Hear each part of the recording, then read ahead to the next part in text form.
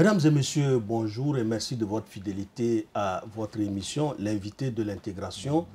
Nous recevons aujourd'hui sur ce plateau Souleymane Diarra. Souleymane Diarra est le directeur de la stratégie et de l'évaluation à la commission de l'UEMOA. Bonjour Souleymane Diarra. Bonjour. Merci d'avoir accepté de répondre favorablement à notre invitation. Je vous en prie.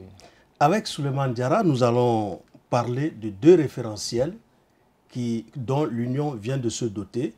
Il s'agit bien sûr de la vision prospective 2040 de l'UEMOA et du plan stratégique 2025-2030 de la Commission Impact 2030.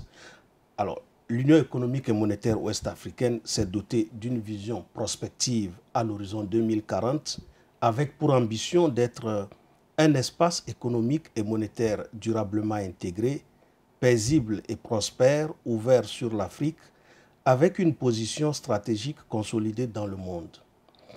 Cette vision a été déclinée au niveau de la commission de l'UEMOA en un plan stratégique dénommé Impact 2030. Le plan stratégique 2025-2030 de la commission de l'UEMOA permettra à l'organe exécutif de l'Union à l'horizon 2030 d'être une institution agile, locomotive de l'approfondissement de l'intégration et de la transformation structurelle des économies de l'UEMOA. Alors, Souleymane Diarra, notre toute première question, qu'est-ce qui justifie la définition et l'adoption de ces deux référentiels? C'est un grand plaisir. Pour répondre à la question pourquoi ces deux documents de référence ou de référentiel cadre stratégique, bon, je dirais qu'il faut comprendre un peu l'histoire, puisqu'avant 2020, on avait aussi une vision prospective, une étude prospective qu'on appelle un rapport de panel de haut niveau, qui avait prédit à peu près tout ce qu'on est en train de vivre actuellement en termes d'insécurité. Donc ce document, ça s'inspirait en 2020. Dans la foulée, je pense même au même moment, on avait élaboré aussi un plan stratégique 2011-2020 de la Commission, qui s'inspirait aussi en 2020.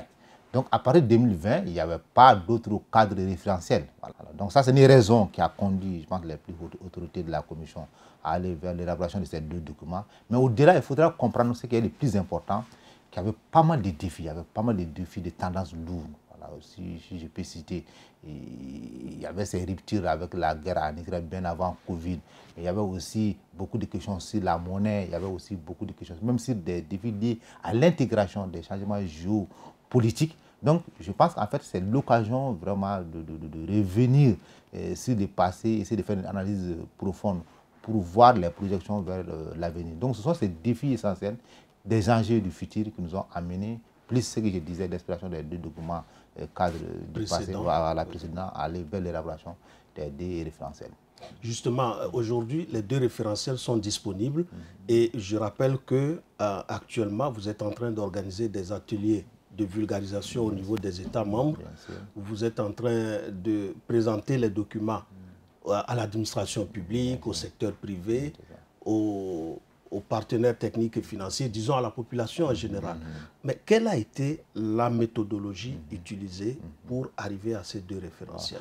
Donc la méthodologie utilisée fut vraiment très participative cette fois-ci, parce qu'on a tenu compte des leçons du passé. Quand on élaborait le document de panel de haut niveau, on a invité des spécialistes qui l'ont élaboré, je dirais, avec des experts dans une salle. Mais cette fois-ci, on a voulu éviter cela pour que ce soit un processus très participatif. Alors pour cela, vous allez voir que par exemple, pour la vision prospective, il y a eu des ateliers focus group, des entretiens très ciblés et qui ont ramené tout le monde vraiment à se prononcer sur leurs aspirations. Donc en fait, la phase de collecte d'aspirations fut une phase très intensive dans le cadre de l'élaboration du document de la vision prospective. Donc on s'est déplacé d'État à État, voilà, et puis des enquêtes en ligne, des enquêtes d'opinion en ligne, ou même des citoyens, je dirais, si tu peux cliquer sur le mot, ou bien vous connaissez l'outil informatique, vous prononcez. Donc on a les statistiques, voilà, qui nous a permis de collecter l'ensemble des aspirations pour se prononcer même sur la vie de l'Union. Donc ce sont des acteurs, voilà, ce sont des acteurs clés, je dirais, des parties prenantes intégrantes de l'intégration. Il fallait les écouter.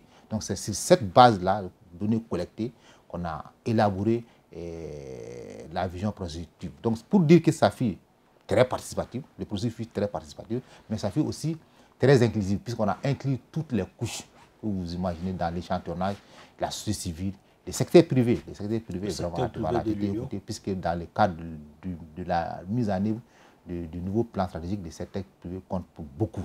Donc, ils ont été associés au plus profond, voilà, je dirais de façon très participative durant tout ce temps.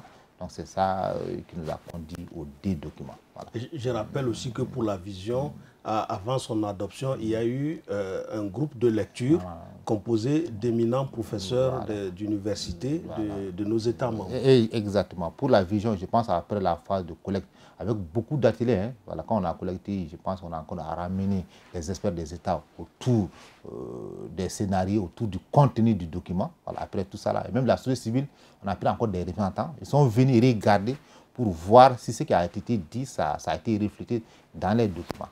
Donc après ça, si on prend le cas de la vision prospective 2040, il y a eu ce qu'on appelle un comité de lecture indépendant, voilà, des gens d'un certain niveau qui peuvent porter des regards critiques sur les documents. Donc ils sont venus, ils étaient au nombre, je dirais, de 10, mais tous les pays du monde étaient représentés au sein de ce comité. Ils ont relu, ils ont fait leurs commentaires et ça a été pris en compte. Donc c'est pour dire que c'est un document mûr, un document vraiment qui reflète l'opinion, voilà, dans sa globalité. Alors, Souleymane Diarra, nous allons présenter maintenant brièvement le contenu de ces 2 documents. Commençons par la vision. Est-ce que vous pouvez nous faire une brève présentation du contenu de la vision? D'accord. Comme c'est un document de prospective, Vision 2040, c'est à l'horizon 2040, alors je dirais que ce qui serait intéressant, c'est la base des aspirations collectées auprès des acteurs du système IOMOA. On a bâti ce qu'on appelle les scénarios. Donc là, peut-être qu'on peut faire un résumé, ça serait capital à ce niveau. Donc, par exemple, l'un des scénarios, c'est catastrophique, hein, je dirais que ça, c'est délassement, ce qu'on appelle délassement des lianes. Je ne vais pas m'étendre sur ça. Vous connaissez un peu le logo même de l'Union. Voilà, c'est des lianes qui s'entremêlent. Donc, s'il y a un délassement, ça veut dire que bon, ça ne va pas bien. Il y a aussi ce qu'on appelle le scénario du fil de rasoir. Ça, c'est peut-être la station, je dirais, actuelle ou bien, bon, un peu moins que c'est là. Mais le fil de rasoir, c'est quand même une situation un peu délicate. Vous connaissez un peu les jargons. C'est une situation délicate où personne vraiment ne souhaiterait rester dessus. Dans cette situation, dans ce scénario-là. Mais il y a aussi ce qu'on appelle cette fois-ci le scénario de référence. Le vol des grilles couronnées. C'est des oiseaux qui volent ensemble, voilà, vers une destination. On a un même objectif.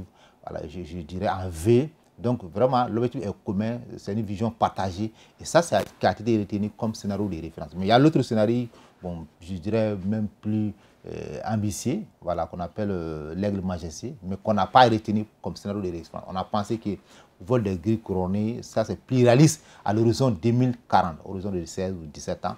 Donc, on est allé vers ça. Donc, ça, c'est un peu les scénarios décrits. Donc, vol des grilles couronnées a été en fait retenu pour bâtir la vision que vous venez de dire tout à l'heure, une espèce communautaire durablement intégrée, etc. Un espace économique et monétaire durablement intégré, paisible et prospère, ouvert sur l'Afrique avec une position stratégique consolidée dans le monde. C'est ça. Donc je pense que c'est ça qui a été retenu pour bâtir la vision. Alors, donc la vision aussi de là découle des axes. Il y a des axes qui sont retenus, dotés d'institutions fortes, paix et sécurité. La paix et la sécurité occupent une place très importante dans le cadre de ces visions. Un axe, je dirais, quasiment dédié, voilà, avec d'autres axes qui montrent un peu comment est-ce que l'UEMOA, en tant qu'espace communautaire, puisse dominer l'intégration en Afrique de l'Ouest. Il y a aussi des questions de monnaie, bien sûr, qui sont réellement traitées. Donc, de là aussi, il y a un plan d'action. Cette vision n'est pas restée dans la généralité pour se limiter aux axes. Il y a un plan d'action. Voilà, des axes stratégiques, objectifs stratégiques, et puis un plan d'action. Et dans le plan d'action, vraiment, je dirais, organe par organe, chacun saura ce qu'il y a à aller de faire. Puisque la vision prospective, ce n'est pas une vision pour la commission uniquement. C'est ça qui fait la différence avec le plan. Voilà. C'est une vision pour l'UEMOA. Pour l'UEMOA. C'est ça qui fait la différence entre la vision prospective et puis le plan stratégique. C'est pour l'espace communautaire. Vous avez vu que la BCAO a été associée au processus d'élaboration. Il était membre du comité exécutif, la BOAD. Il fallait que je mentionne aussi ça pour montrer que le processus a été participatif. Il y a beaucoup d'autres organes. Donc chacun a sa part à jouer. Les États ont leur part à jouer. Par exemple, je dirais cette vision, quelque chose qui est fondamental, ça peut même entraîner une révision du traité. Voilà, ça, c'est quand même des actions importantes. Bon, ça peut amener aussi des questions de démographie, de citoyenneté, etc.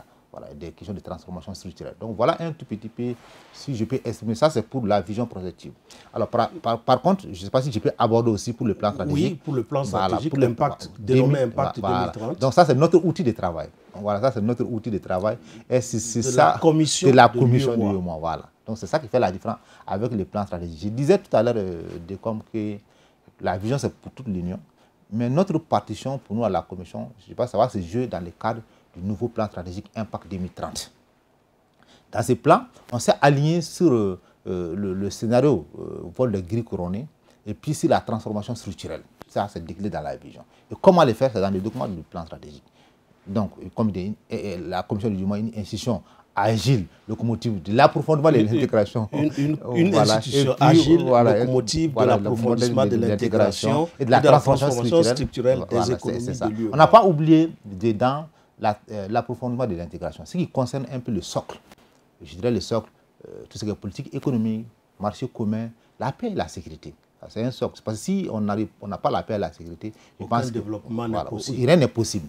Donc, partant de là, mais cette fois-ci, on veut mettre l'accent sur quelque chose, peut-être qu'on n'a pas oublié, mais qu'on n'avait pas assez bien fait. Ça, c'est l'aspect compétitif. N'oublie pas que ça figure parmi l'un des premiers objectifs du traité.